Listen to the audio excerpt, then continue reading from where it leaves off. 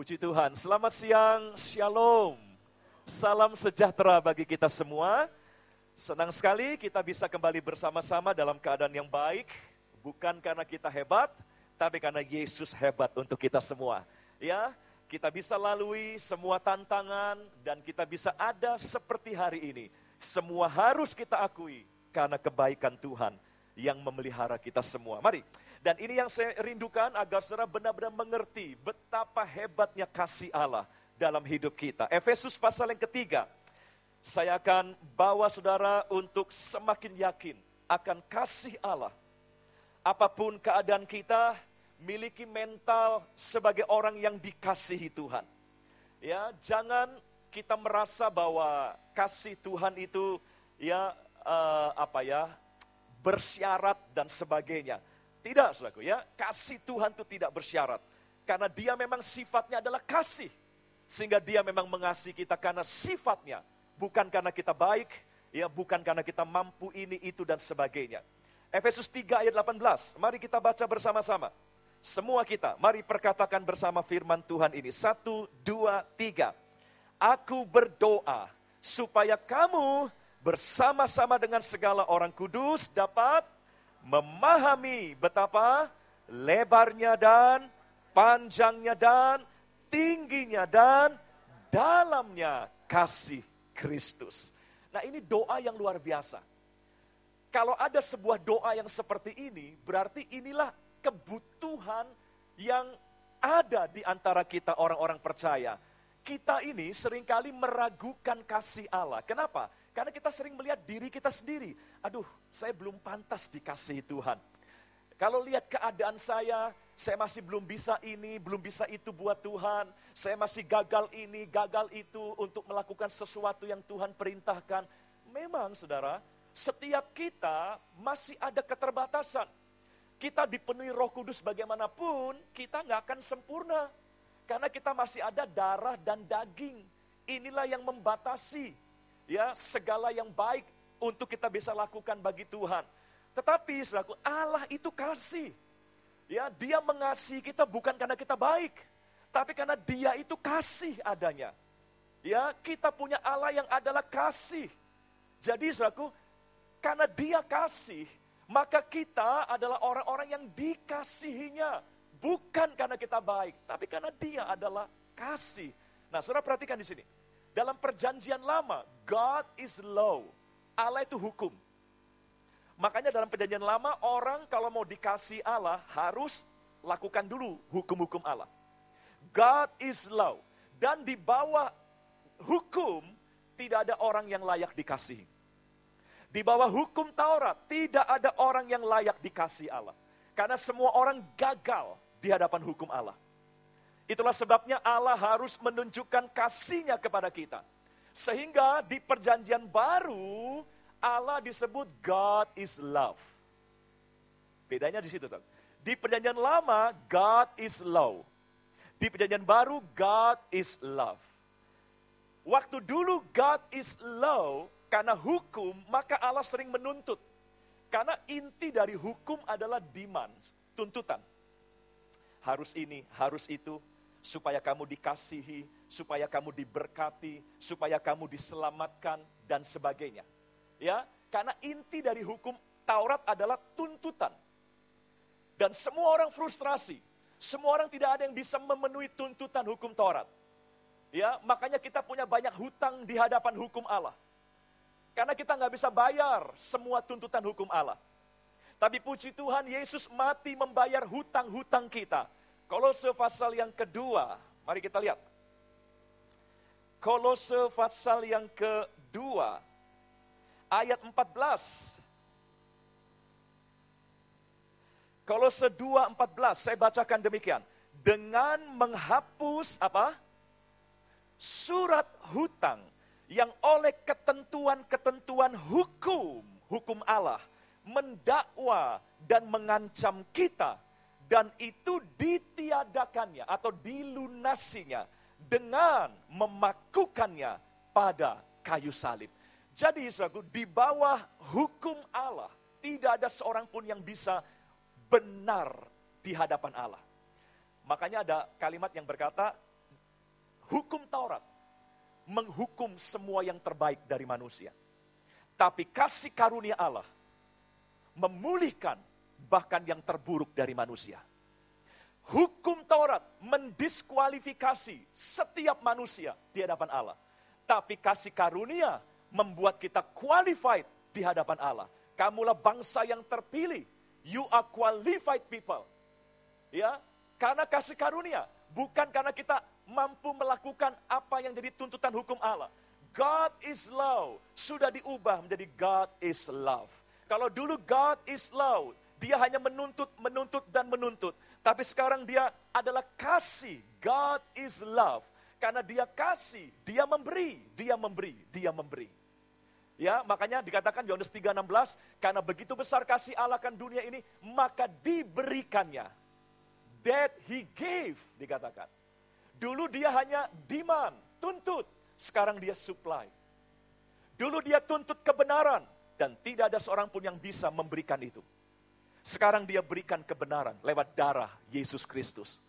Dulu dia tuntut kekudusan, sekarang dia supply kekudusan lewat pengorbanannya di kayu salib.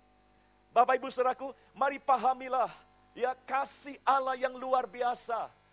Kita memang awalnya tidak pantas dikasihi, tetapi karena Yesus sudah mati buat kita, karena kasih karunia-Nya, kita sekarang adalah orang-orang yang dikasihi oleh Tuhan. Kenapa saya bilang begini? Karena dunia semakin kejam hari-hari ini. Justru di antara banyak orang Kristen sendiri, masih banyak orang yang meragukan kasih Allah. Ya, karena dasarnya ya, saya belum seperti yang Tuhan inginkan. Saya masih jauh dari apa yang Tuhan harapkan. Kita seringkali menyimpulkan Allah mengasihi kita kalau kita baik. Allah mengasihi kita kalau kita sempurna. Allah mengasihi kita kalau kita bisa ini, bisa itu, dan sebagainya. Bapak Ibu Saudara, Tuhan tidak tunggu kita baik, baru Dia mengasihi kita. Roma 5 ayat 6, Roma 5 ayat 8 berkata, dalam keadaan kita masih lemah, Allah sudah mengasihi kita. Dalam keadaan kita masih berdosa, Allah sudah memberikan anaknya yang tunggal untuk mati bagi kita. Ya, saudaraku, saya minta saudara jangan meragukan kasih Allah. Ya, pahami betul doa Rasul Paulus ini. Miliki mental seorang yang dikasihi Tuhan. Hadapi dunia yang kejam ini dengan mental seorang yang dikasihi Tuhan. Hadapi setiap tantangan saudara, hadapi setiap problem saudara, tidak dengan takut, kecut, dan tawar hati. Tidak. Hadapi setiap persoalan kita dengan satu mentalitas, saya orang yang dikasihi Tuhan.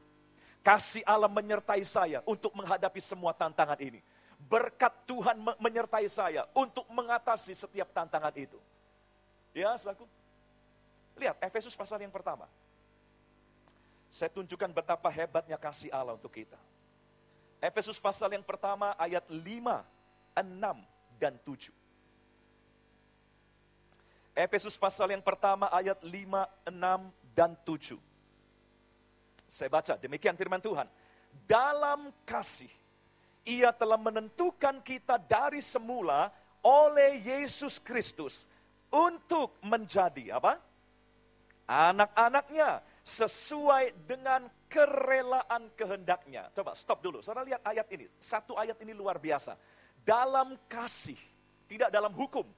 Kalau dalam hukum, enggak ada orang yang layak jadi anak Tuhan. Betul? Siapa yang berani berkata, saya pantas jadi anak Tuhan, saya pantas dikasihi Tuhan, saya pantas diberkati Tuhan, dipelihara Tuhan, karena saya sudah lakukan ini, itu, dan sebagainya. Tadi pagi kebaktian pertama saya kasih contoh, ada anak muda yang kaya di zaman Tuhan Yesus, merasa sudah melakukan semua hukum Allah, lalu dia tanya Tuhan, Guru, untuk hidup yang kekal, apa yang harus saya lakukan? Fokusnya adalah apa yang harus saya lakukan. Fokusnya adalah effort, usaha manusia untuk mendapat hidup kekal. Oke, Tuhan bilang, kalau fokusmu ke situ, ada 10 hukum yang harus kau lakukan. Jangan ini, jangan itu, dan sebagainya. Lalu anak muda ini merasa, banyak orang begitu, merasa. Ya, saya sudah lakukan semua Tuhan. Ya, 1 sampai 10 sudah semua. Lalu Yesus bilang begini, oke, ada yang masih kurang. Saudara lihat, orang kalau merasa hebat di hadapan Tuhan, Tuhan mau bilang, masih kurang. Masih kurang, hutangmu masih ada, hutangmu. Terhadap hukum Allah. Ya, apa yang kurang? Tuhan bilang begini, juallah semua hartamu, berikan pada orang miskin, dan ikutlah aku. Sebetulnya Tuhan membawa dia kembali ke hukum yang pertama. Jangan adamu ilah lain di hadapanku. Karena ilahnya adalah hartanya. Dan terbukti dia gagal di situ. Jadi kalau mau dijelaskan secara gamblang begini, kamu ngaku sudah berhasil 10 hukum dilakukan, yang satu aja masih gagal kok. Itulah kesombongan manusia. Manusia seringkali merasa, saya sukses karena saya melakukan ini, itu, dan sebagainya. Saya diberkati Tuhan karena ini, itu, dan sebagainya. Oh, saudaraku, di hadapan Tuhan, kita nih nggak ada baiknya sama sekali. Ya, kita bisa ada karena kebaikan Tuhan, bukan kebaikan kita. Ya, lihat di sini, dalam kasih, bukan dalam hukum, dalam kasih, karena Dia adalah kasih. Ia telah menentukan kita dari semula oleh Yesus Kristus, bukan karena oleh kita sendiri. Ya, bukan karena kinerja kita diberkati, tapi karena kinerja Yesus untuk kita bisa diberkati sampai hari ini. Ya, oleh Yesus Kristus untuk menjadi anak-anaknya sesuai dengan, bukan sesuai dengan kebaikan kita, tapi sesuai dengan kerelaan kehendaknya. Ada kata rela, berarti sebetulnya kita nggak layak. Betul nggak? Sebetulnya kita nggak pantas, tapi Bapak rela mengangkat kita jadi anak-anaknya. Kenapa Dia angkat kita jadi anaknya? Karena Yesus. Di dalam Yesus, karena Yesus. Saudaraku, ya, dan kita ini anak Allah. Ayat ini berkata kita telah diangkat menjadi anak-anak Allah. Mari, miliki son mentality. Mental seorang anak Allah. Seorang anak yang tahu bapaknya baik. Seorang anak yang tahu bapaknya mengasihi dia. Seorang anak yang tahu bapaknya mampu melakukan segala sesuatu untuk kita anak-anaknya. Jadi saudaraku, orang Kristen kalau sadar ini, maka tidak akan takut dengan kejamnya dunia ini, tidak akan putus asa, tidak akan pahit hati dengan keadaan-keadaan yang semakin brutal dalam bisnis, pergaulan, di mana-mana ada banyak ancaman yang kita harus hadapi. Mari hadapi dunia yang kejam ini dengan mental seorang anak Allah. Anak yang tahu bapaknya pasti pelihara. Ya, Tuhan bilang, Bapak dunia saja tidak akan menjerumuskan anaknya dengan memberi yang buruk.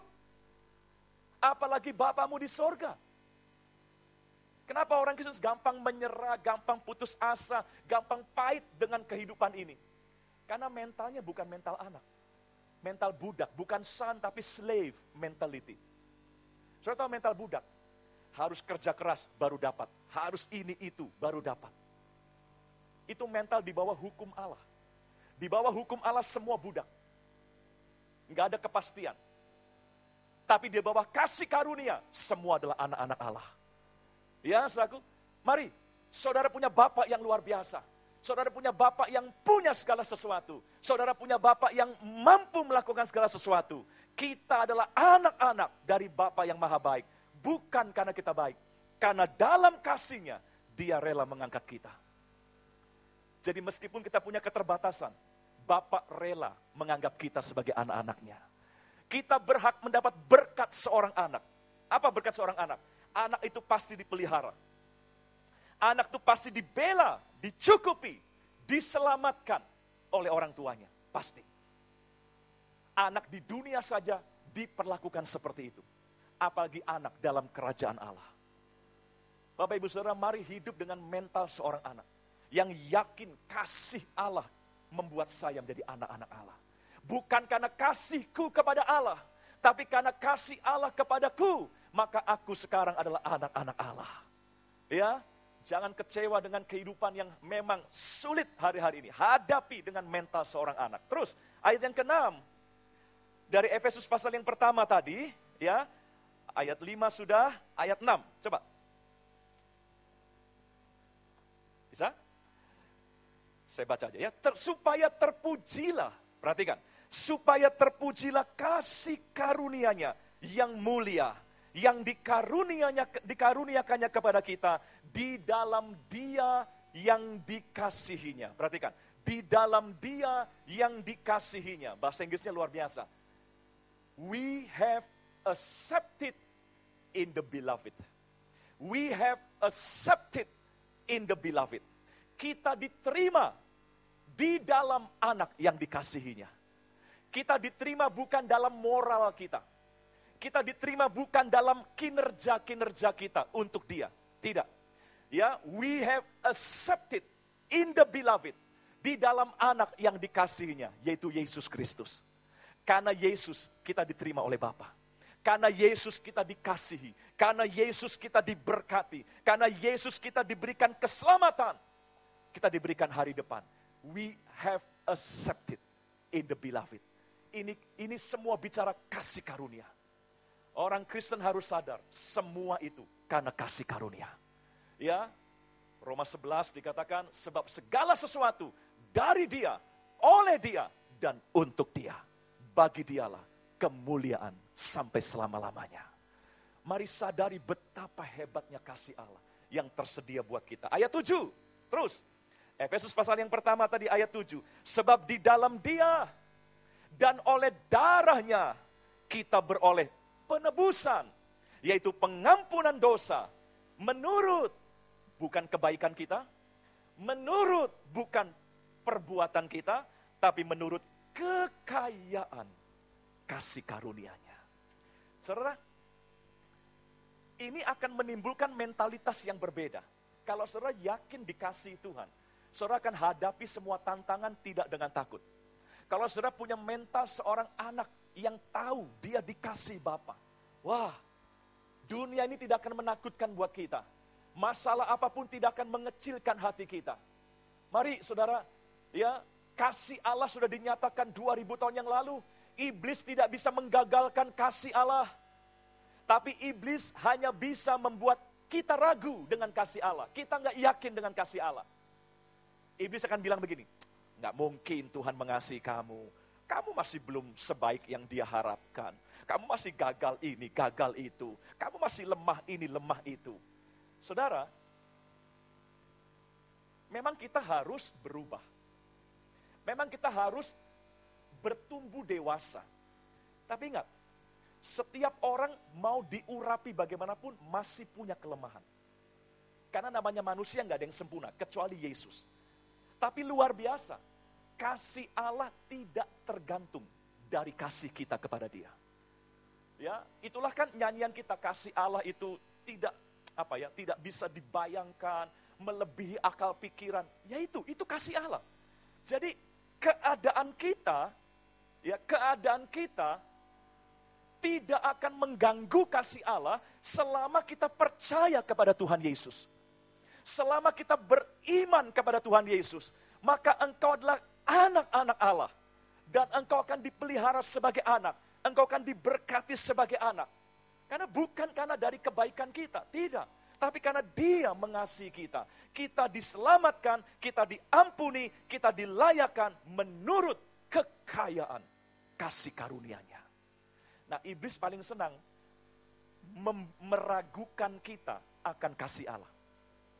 Ada contoh begini, Matius 3 ayat 17, ketika Yesus keluar dari air setelah dibaptis, Bapa bilang begini, inilah anak yang kukasihi, kepadanya aku berkenan. This is my beloved son, in whom I am well pleased. This is my beloved son, in whom I am well pleased. Itu ayat 17, ayat terakhir dari pasal 3. Lalu pasal 4, ayat pertama Injil Matius, Yesus dibawa ke padang gurun. Dicobai di padang gurun, 40 hari 40 malam berpuasa, berhadapan dengan iblis, dicobai. Saudara lihat, orang yang dikasih Allah bukan berarti gak ada pencobaan.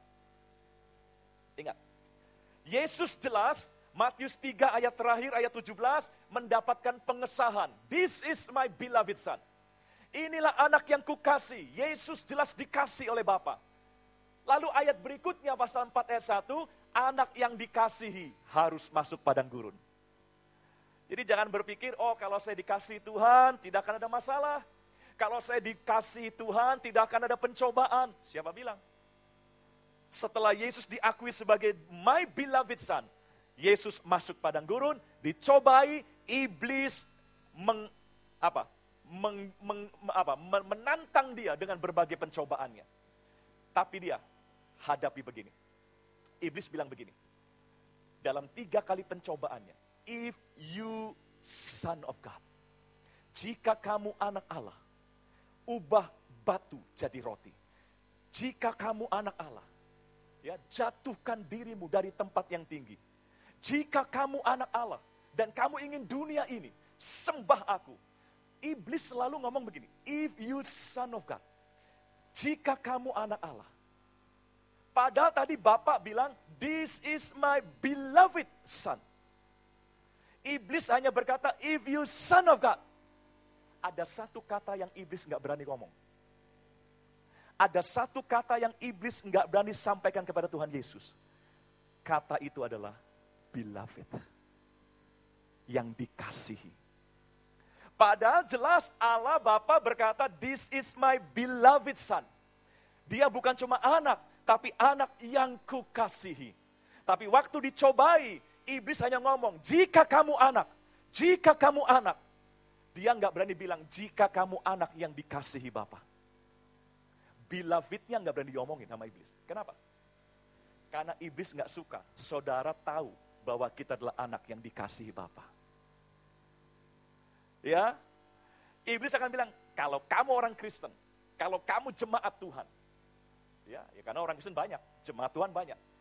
Iblis akan takut kalau kita sadar bahwa kita ini beloved people. Orang-orang yang dikasihi Tuhan. Karena kalau saudara yakin sebagai orang yang dikasihi Tuhan, wow, saudara tidak akan takut dengan padang gurun yang harus kita lalui. Saudara tidak akan menyerah dengan setiap tantangan yang harus kita hadapi. Karena kita yakin kasih Allah menyertai kita. Makanya iblis gak berani ngomong, if you beloved son of God. Gak berani. Dia hanya ngomong, if you son of God. If you son of God. Dia gak berani sebut kata beloved. Karena kasih Allah itulah yang menghancurkan iblis di Golgota. Kasih Allah itulah yang mengalahkan iblis ya di Golgota.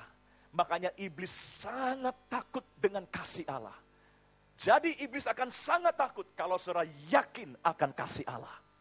Iblis sangat gemetar kalau anak-anak Tuhan yakin dirinya dikasihi oleh Allah. Mari saudara, buat iblis gemetar. Buat semua tantangan menjadi tidak lagi mengancam bagi hidup kita masing-masing. Karena kita yakin akan kasih Allah. Inilah doa Paulus. Aku berdoa semoga engkau bersama dengan semua orang kudus dapat memahami betapa tinggi, betapa dalam, panjang dan lebarnya kasih Allah kita. Jadi saudaraku, ya, mari hiduplah dengan mental seorang anak yang dikasihi Tuhan. Sekalipun memang sebetulnya kita nggak layak, betul kita nggak layak. Ya, jangan yakinnya kalau kita baru melakukan kehendak Tuhan, wah yakin dikasih Tuhan. Begitu kita gagal melakukan kehendak Tuhan, kita mulai, aduh Tuhan nggak mungkinlah berkati saya. Tuhan nggak mungkin kasihi saya. Tuhan nggak mungkin jawab doa saya. Saudara, selama kita percaya Yesus, saudara adalah anak-anak dari Bapa yang Maha Baik. Itu kasih karunia. Ya, mari lihat beberapa ayat yang lain. Kolose pasal 3 ayat 3. Kolose pasal 3 ayat yang ketiga. Ini ayat luar biasa, memberikan satu pengertian yang saya harap mengubah cara pandang saudara melihat diri kita sendiri. Kolose 3 ayat 3 dikatakan, sebab kamu telah mati dan hidupmu bagaimana? Tersembunyi bersama dengan Kristus di dalam Allah. Jadi kita ini bersama Kristus sudah di dalam Allah. Luar biasa kan? Bukan karena kita hebat loh, tapi karena kita di dalam Kristus. Kita tersembunyi bersama Kristus di dalam Allah. Berarti Allah dengan kita tidak terpisah lagi. Kasih Allah, kuasa Allah, berkat-berkatnya, tidak lagi terpisah dari kita. Karena kita bersama Kristus sudah di dalam Allah. Coba, saya yakin saudara yang ngerti bahasa Indonesia gampang memahami ayat ini. Enggak perlu saya jelaskan lebih jauh ya. Sebab kamu telah mati dan hidupmu tersembunyi bersama dengan Kristus di dalam Allah. With Christ, we are in God. In God. Wow. Kalau di dalam Allah berarti semua milik Allah adalah milik kita. Karena kita di dalam Dia. Ya. Tapi Pak, saya masih ada kelemahan. Saudara, bukan karena kita layak kita di dalam Allah. Karena Kristus. Karena Kristus. Ya, saudaraku. Makanya Yesus itulah yang membenarkan kita. Bukan perilaku kita yang membenarkan kita. Yesus yang membenarkan, Yesus yang menguduskan. Saya ulangi kembali apa yang tadi pagi saya sampaikan. Waktu Yesus mati di kayu salib. Dia yang tidak mengenal dosa. Dijadikan dosa karena kita. Dia yang kaya, dijadikan miskin karena kita. Supaya kita yang miskin, dijadikan kaya karena pengorbanannya. Saudara, jadi waktu Yesus mati di kayu salib, ada transfer yang terjadi. Transfer yang pertama adalah semua keburukan, ketidaklayakan, kenajisan yang kita miliki, dihisap oleh Tuhan Yesus. Makanya Yesus menjadi tidak layak di hadapan Bapa. Tadinya dia beloved, sekarang dia terkutuk karena dia mengambil kutuk kita. Dia mengambil kelemahan kita, dia mengambil ketidaklayakan kita. Makanya Bapa harus meninggalkan dia dan dia harus berteriak, Eli, Eli, lama sabachthani. Mengapa engkau meninggalkan aku ya Bapa? Dia ditinggalkan supaya kita diterima di dalam Dia. Dia dimiskinkan supaya kita diperkaya di dalam Dia. Jadi orang yang percaya Yesus, dia orang yang sudah di dalam Allah. Apapun yang terjadi, engkau di dalam kasih Allah, engkau di dalam kuasa Allah, engkau di dalam kemuliaan Allah melalui Kristus, bukan melalui kita sendiri. Mari saya nggak tahu suasana apa yang sedang kita hadapi hari-hari ini. Mungkin suasana yang menakutkan, suasana yang kering seperti padang gurun. Hadapi, jalani padang gurun saudara. Dengan satu mental, saya anak Tuhan. Bapa mengasihi saya. Dan saya orang yang sudah di dalam Allah. Semua yang ada pada Allah, saya menikmatinya. Karena saya di dalam Dia. Ya, saudaraku. Nah, iblis selalu akan meyakinkan, kamu belum di dalam Allah. Kamu masih banyak kurang ini, kurang itu, dan sebagainya. Saudara, kita diselamatkan bukan karena kebaikan kita.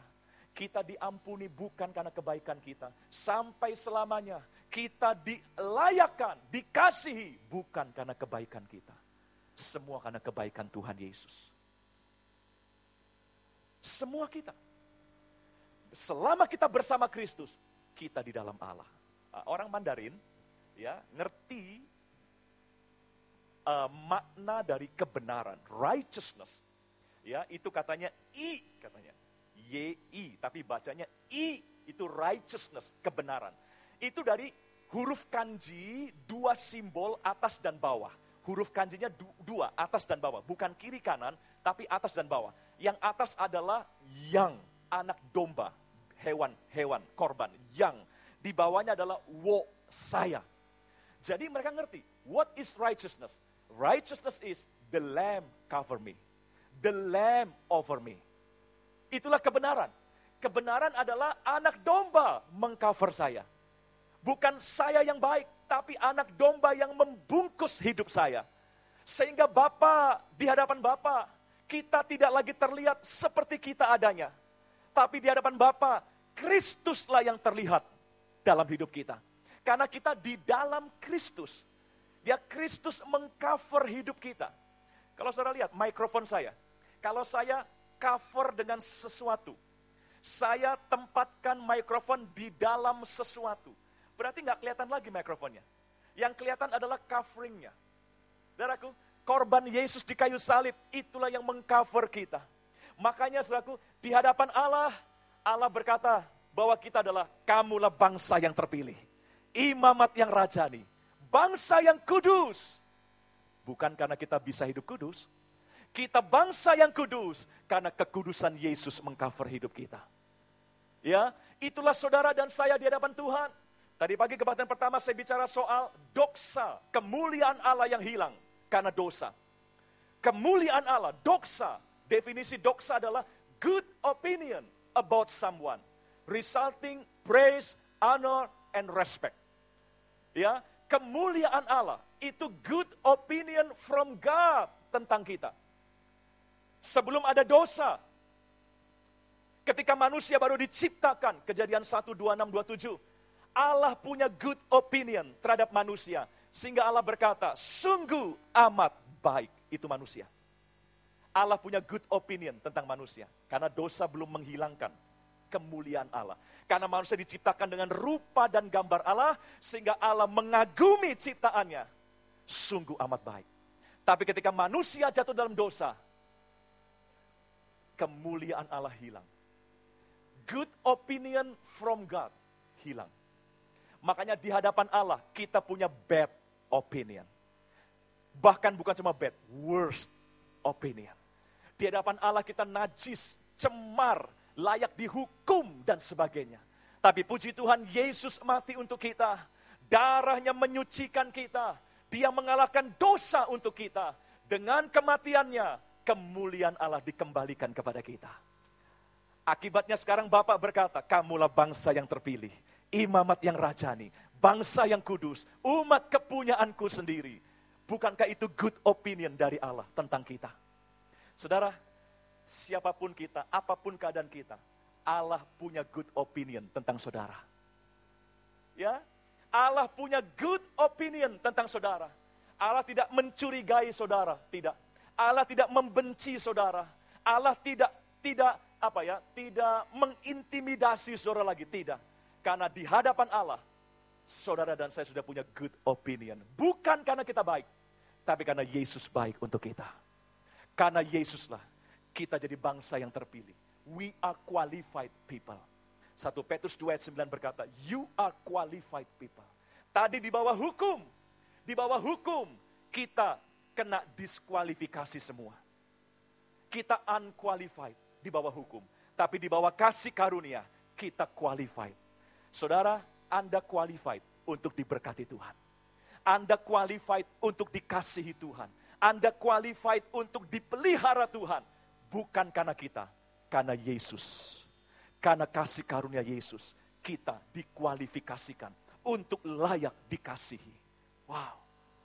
Mari saudara, kalau saudara mengerti kasih karunia Tuhan, apalagi yang kita takutkan di dunia ini? Apalagi yang kita cemaskan di dunia ini? Memang dunia ini seperti padang gurun. Yang dikasihi Tuhan, bukan berarti nggak ada masalah. Ya, kita yang dikasihi Tuhan tetap harus hadapi masalah. Bahkan Ibrani 12 berkata, Allah justru menyesah orang-orang yang dikasihinya. Tapi hadapi padang gurunmu dengan mental seorang anak, bukan seorang budak.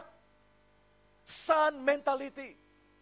Yang sedang sakit, hadapi penyakit saudara dengan mental seorang yang dikasihi Tuhan. Yang sedang dalam krisis keuangan, hadapi krisis keuangan kita dengan mental seorang yang diberkati Tuhan. Ya, saudaraku. Berkat itu sudah datang 2000 tahun yang lalu. Kasih itu sudah dinyatakan 2000 tahun yang lalu. Bukan karena kita baik, tapi karena Dia itu kasih adanya. Karena Dia kasih, Dia selalu memberi. That He gave.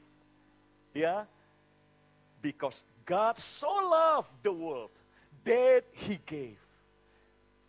Dia tidak seperti perjanjian lama, hanya demand, menuntut. Tapi di perjanjian baru Dia supply, Dia memberi, dan Dia memberi. Mari saudaraku, jangan ragukan tentang siapa kita di hadapan Tuhan. Selama saudara punya Yesus, engkau adalah anak-anak dari Bapa yang luar biasa. Ya, ayo, saya tunjukkan lagi beberapa ya. Filipi pasal 3. Filipi pasal yang ketiga, ayat yang ke-9. Filipi pasal yang ketiga, ayat yang ke-9. Mari, perhatikan baik-baik. Saya baca ya, demikian. Dan berada dalam Dia, in Christ tadi. Jadi kita sudah dibungkus di dalam Dia. Kristuslah covering, Dialah yang membungkus kita. Wow, luar biasa. Ya. Dan berada dalam Dia, bukan dengan kebenaranku sendiri, karena mentaati hukum Taurat. Melainkan dengan kebenaran karena apa? Kepercayaan kepada Kristus, yaitu kebenaran yang Allah anugerahkan berdasarkan kepercayaan.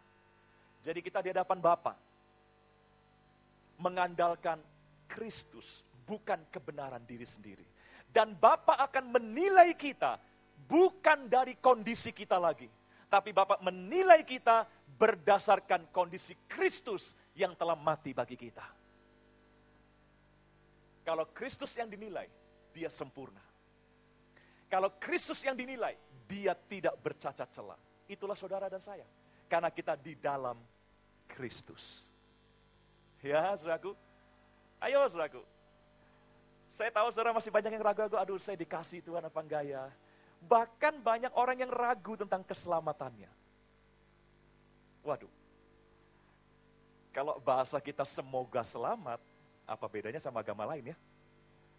Kalau bahasa kita mudah-mudahan selamat, apa untungnya kita percaya Yesus? Yesus adalah kabar baik. Ya. Paulus berkata, aku percaya pada kuasa Injil. Sebab Injil adalah kuasa untuk menyelamatkan seseorang. Ya, berita baik. Karena keselamatan tidak diusahakan, tapi dianugerahkan kepada siapa yang percaya kepada Dia. Beruntunglah kalau kita sudah percaya pada Yesus. Karena kita sudah punya good opinion from God.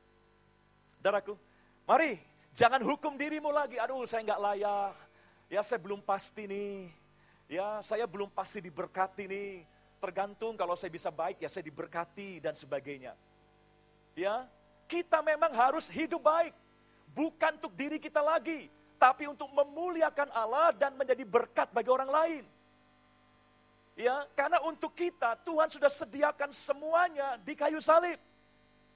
Saudara, lewat kayu salib semua yang dijanjikan sudah disediakan.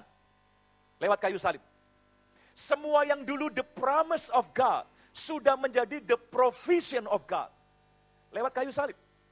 Dulu keselamatan dijanjikan, lewat salib keselamatan sudah disediakan. Dulu pembenaran dijanjikan kalau bisa melakukan hukum Taurat.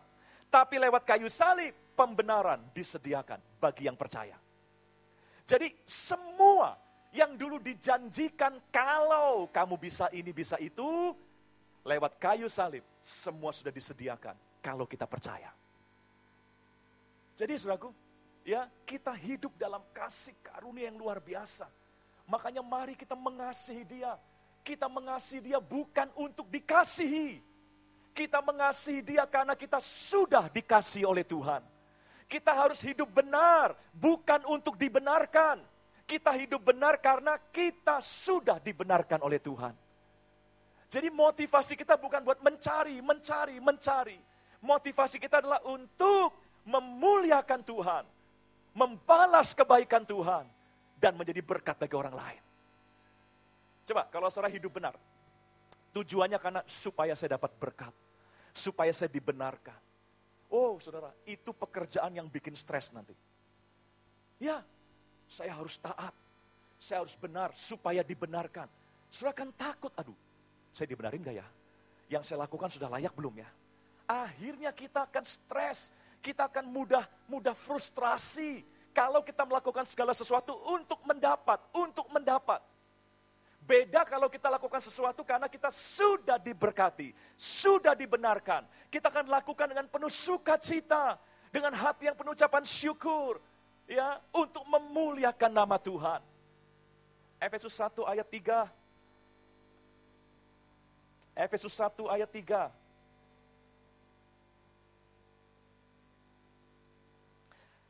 Ayo, saya minta ini, saudara baca yuk bersama-sama dengan saya.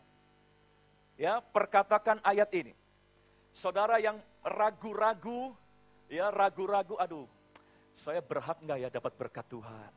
Saya nyampe enggak ya pada berkat? Nah, ayo baca yuk. Efesus 1 ayat 3, mari. 1, 2, 3. Terpujilah Allah dan Bapa Tuhan kita, Yesus Kristus, yang dalam Kristus telah, bukan akan, telah mengaruniakan kepada kita, berapa banyak? Segala berkat rohani di dalam sorga. Jadi berkat itu sudah atau belum diberikan? Sudah. Melalui siapa? Kristus Tuhan kita. Betul? Ya, saya rasa bahasa Indonesia ini gampang sekali dicerna ya. Terpujilah Allah dan Bapa Tuhan kita, Yesus Kristus, yang dalam Kristus, bukan dalam perbuatan kita, bukan dalam kinerja kita, tapi dalam Kristus telah mengaruniakan kepada kita segala berkat rohani di dalam sorga. Ada bahasa lain yang lebih hebat, so.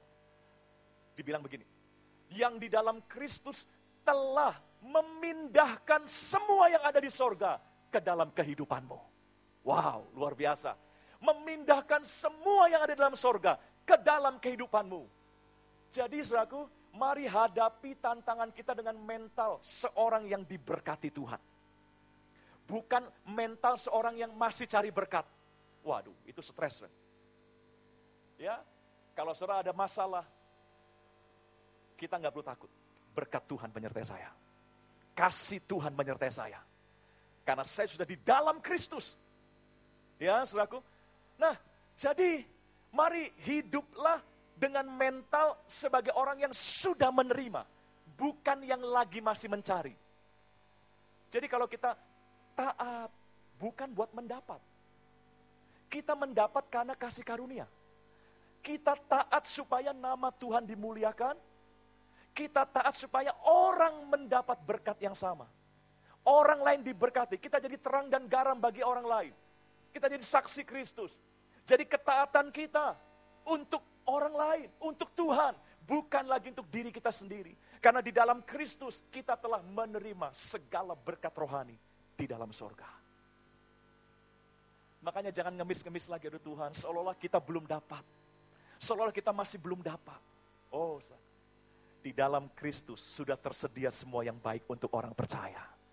Ya, hidupmu luar biasa di dalam Tuhan Yesus. Mari jangan khawatirkan lagi. Ya, tetap tinggal dalam Kristus, tetap hidup bersama Kristus. Engkau punya Kristus, engkau punya sorga. Engkau punya Kristus, engkau punya semua yang ada dalam sorga. Makanya jangan tinggalkan Yesus. Demi bisnis, demi jodoh, demi apapun. Jangan tinggalkan Yesus. Sebab Yesus adalah sumber dari segala yang baik yang kita bisa dapatkan dari Allah. Yesuslah satu-satunya. Ya, saudaraku. Satu lagi. 1 Petrus pasal yang pertama.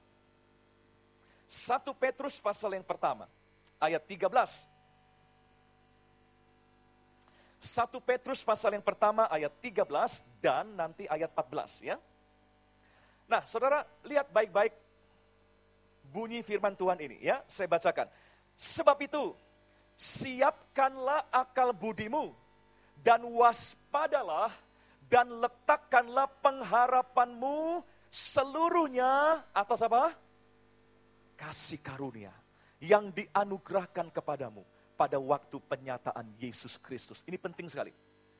Pengharapan kita adalah pada kasih karunia.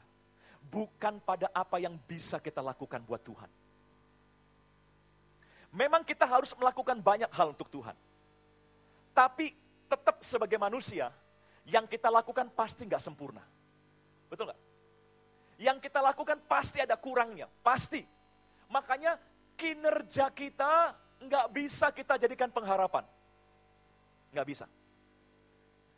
Jangan berkata, oh kalau saya bisa mengasihi Tuhan, maka Tuhan akan mengasihi saya. Jadi kita berharap, saya harus mengasihi Tuhan, supaya kita dikasihi Tuhan. Oh, kinerja kita nggak ada yang baik. Saudara. Manusia ini sudah korup gitu ya, terkorupsi oleh dosa. Lihat Paulus. Paulus sampai frustrasi berkata, aku nih manusia terkutuk. Karena dalam hatiku aku mau melakukan yang benar. Tapi yang ku perbuat selalu yang buruk. Bayangkan, ini orang di bawah hukum Allah yang ketat. Ini murid dari hukum Taurat yang luar biasa. Toh masih gagal. Saudaraku, ya nggak ada yang bisa kita andalkan dari kinerja kita, nggak bisa. Makanya Petrus berkata, mari letakkan seluruh pengharapanmu bukan pada kinerja kita, tapi pada kinerja Yesus untuk kita, yaitu kasih karunia-Nya. Jadi mari, saudara berharap berkat, ya bukan karena kita baik, tapi karena Yesus baik. Saudara berharap akan ditolong Tuhan, bukan karena kita baik, tapi karena pengharapan kita terletak pada Tuhan Yesus. Yesuslah sumber pengharapan. Karena Yesuslah kita berpeluang mendapat semua yang baik dari Allah. Karena Yesus, bukan karena kita. Ya, terus ya dikatakan, saya ulangi, taruh atau letakkan pengharapanmu seluruhnya atas kasih karunia yang dianugerahkan kepadamu pada waktu penyataan Yesus Kristus. Nah, ayat 14-nya. Hiduplah sebagai anak-anak yang apa? Taat. Jangan turuti hawa nafsu yang menguasai kamu pada waktu kebodohanmu.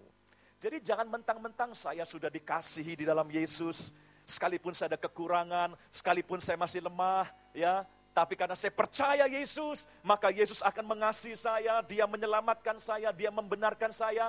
Nah, jangan mentang-mentang sudah aman karena iman kita kepada Yesus, lalu kita hidup seenaknya. Kita boleh berharap pada kasih karunia Allah, tapi kita pun harus hidup sebagai anak-anak yang taat. Kita sudah jadi anak Allah. Jadi mari hidup sebagai anak yang taat. Bukan untuk diberkati, enggak. Seorang anak diberkati karena statusnya, bukan karena perbuatannya. Gitu? Saudara? Seorang anak dipelihara oleh bapaknya, bukan karena perbuatannya kan? Tapi karena dia anak. Dia pasti dipelihara. Jadi bukan karena dia baik, bapak dunia saja tetap mengasihi anak yang kurang ajar. Gitu? Ya, bapak di dunia saja masih bisa memberikan warisan, ya, memberikan support untuk anak yang memang nggak selalu bisa menyenangkan bapaknya. Jadi kita hidup sebagai anak yang taat, bukan supaya diberkati, bukan. Sebagai anak, saudara pasti diberkati. Kita hidup sebagai anak yang taat, supaya nama Bapak kita tidak dipermalukan. Supaya orang-orang yang belum jadi anak Allah pun, mau ikut percaya Yesus, dan menjadi anak Allah yang sama dengan kita. Jadi saudaraku, orang yang dalam kasih karunia, bisa berbuat untuk Tuhan, dan untuk orang lain. Karena buat dia sudah percaya, berkat sudah tersedia, karena dia sudah percaya kepada Yesus.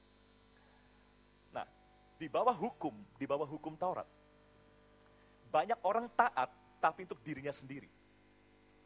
Iya, di bawah hukum Taurat, orang taat supaya apa? Supaya nggak dihukum, supaya saya diberkati. Nah, banyak orang Kristen pun begitu motivasinya. Saudara ke gereja mau apa? Supaya diberkati kan? Jadi seolah-olah saudara kalau nggak ke gereja nggak diberkati. Jadi berkat kita karena kita ke gereja gitu. Ya saudaraku. Ingat saudaraku, bukan berarti saya ngajarin nggak perlu ke gereja. Enggak saudaraku. Kita ke gereja harusnya bukan buat diri kita lagi, tapi untuk memuliakan Tuhan di gereja dan untuk jadi berkat buat tubuh Kristus yang lain. Karena untuk kita sudah dapat berkat waktu kita percaya Yesus. Dan berkat itu terus mengalir sampai kita kembali ke rumah Bapa. Ya, saudaraku. Jadi banyak orang Kristen begitu, saya harus taat. Bukan buat kebaikan Tuhan, bukan buat menyenangkan Tuhan, tapi untuk diberkati, supaya saya nggak dihukum. Jadi seolah-olah buat mereka, ya saya belum diberkati, makanya saya harus ini, harus itu, dan sebagainya. Saudara, memang kita harus hidup benar, tapi bukan buat diri kita lagi. Tapi untuk supaya nama Tuhan dimuliakan lewat hidup kita. Dan supaya orang lain diberkati lewat perbuatan benar kita. Kita hidup benar karena kita sudah dibenarkan oleh darah Yesus. Kita hidup kudus karena kita sudah dikuduskan oleh darah Yesus. Sehingga yang kita lakukan bukan lagi buat diri kita lagi. Tapi yang kita lakukan adalah untuk memenangkan jiwa, memberkati orang lain, dan memuliakan nama Tuhan dalam hidup kita. Itulah bedanya orang yang hidup dalam kasih karunia dan orang yang hidup di bawah hukum Taurat. Kelihatannya sama-sama taat, tapi motivasinya lain. Dan saya rindu hari ini, benar tuh, seperti yang Paulus tadi doakan. Saudara hadapi masalah saudara, saudara hadapi padang gurun saudara, dengan tidak lagi ragu akan kasih Allah. Ya, kita diberkati bukan nanti kita baik, kalau kita baik. Saudaraku, ya, kita diberkati bukan nanti kalau kita udah sempurna, tidak. Karena kita percaya, kita dikasihi Tuhan. Karena kita percaya, kita di dalam Kristus dan hidupmu di dalam Allah. Saudara tidak jauh dari berkat Tuhan. Saudara ada di dalam berkat Tuhan. Ya, hidupmu bersama Kristus di dalam Allah. Wow. Oh, kebaikan Allah tidak jauh dari kita. Kemurahan Allah tidak jauh dari kita. Berkat Allah tidak jauh dari kita. Karena Kristus kita ada di dalam berkat Allah, di dalam kasih Allah, di dalam kemuliaan Allah. Mari, jangan mau dengar lagi tipu daya iblis. Oh, kamu belum di dalam Allah. Ya, karena kamu masih kurang itu, kurang ini dan sebagainya. Yesus sudah mati buat kita. Dia sudah ambil semua kekurangan kita. Dan dia berikan semua kebaikannya dalam hidup kita. Mari, nikmati kekristenanmu dengan penuh sukacita. Hadapi tantanganmu dengan iman bahwa kita disertai oleh kasih Tuhan. Ya, saudaraku, selama kita di dalam Yesus, saudara ada di dalam berkat Tuhan. Ya, dan mari ya yakin kita hidup benar bukan untuk dibenarkan. Kita hidup benar karena kita sudah dibenarkan oleh Tuhan. Mari kita bagi berdiri bersama-sama hari ini. Haleluya.